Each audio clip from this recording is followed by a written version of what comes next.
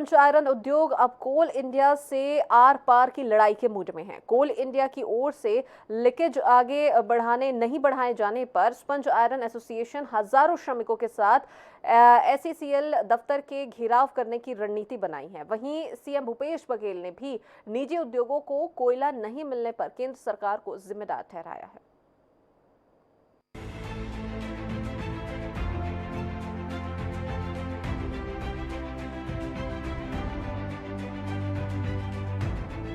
कोल India के साथ sponge iron उद्योगों का 5 साल का लिंकेज मार्च 2022 को समाप्त हो गया है, जिसके बाद से निजी उद्योगों को कोयला नहीं मिल पा रहा है।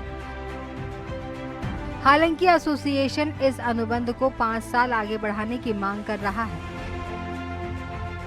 लेकिन कोल इंडिया केंद्र सरकार के नियमों का हवाला देकर अनुबंध आगे बढ़ाने से इनकार कर रहा है। लिहाजा निजी उद्योगों को प्लांट चलाने के लिए विदेशों से कोयला मांगना मजबूरी बन गई है। लेकिन महंगा कोयला होने से अब संघ के अध्यक्ष अनिल नचरानी ने साफ कहा है कि हम विदेशी कोयला से उद्योग नहीं चलाएंगे। निश्चित ही, क्योंकि देखिए ये कोयला राज्य सरकार का कोयले, हमारे प्रदेश का कोयला अगर हमारे उद्योगों को नहीं मिलेगा, प्राथमिकता ये होनी चाहिए कि जहाँ खदानें हैं वहाँ जो उद्योग लगते हैं प्राथमिकता उनको मिलनी चाहिए कोयले की। और उसके बदले में हमारे को अधिकारियों द्वारा ये कहा जा रहा है कोल इंडिया के कि आप विदेशों से कोयला लो। क्यों लेंगे हम विदेशों से कोयला? हम जब हमारे प्रदेश में कोयले का प्रचुर मात्रा उपलब्ध है, हम पहला हक हमारा है उस कोयले पर, तो हम पहले प्रदेश का कोयला ही के हकदार हम हैं, तो वो कोयला ही लेके रहेंगे हम।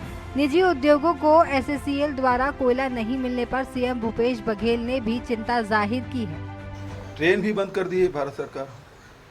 हमारे छत्तीसगढ़ कितनी ट्रेनें बंद हो गई, उसके बाद भी कोयला पूर्ति नहीं कर पा रहे हैं। तो इसका मतलब ये है कि उनकी रणनीति असफल रही है और कोयले की पूर्ति के लिए अब ये है कि विदेशों से कोयला लाने के लोग कर रहे हैं, जो बहुत महंगा कोयला है। 17-18 हज़ार रुपया प्रति टन के हिसाब से लाएंगे तो बिजली फिर महंगा होगा। प्राइवेट सेक्टर को दे ही नहीं रहे थे, तो ये निश्चित रूप से आने वाले समय में गंभीर स्थिति उत्पन्न होगी।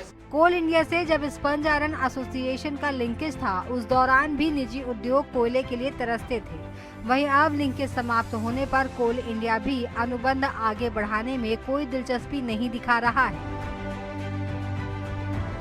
ऐसे में राज्य सरकार इस मामले में क्या पहल करती है और निजी उद्योगों को कब तक राहत मिल पाती है, ये देखना दिलचस्प होगा। स्वप्निल गौरखेड़े, INS 24/7 रायपुर।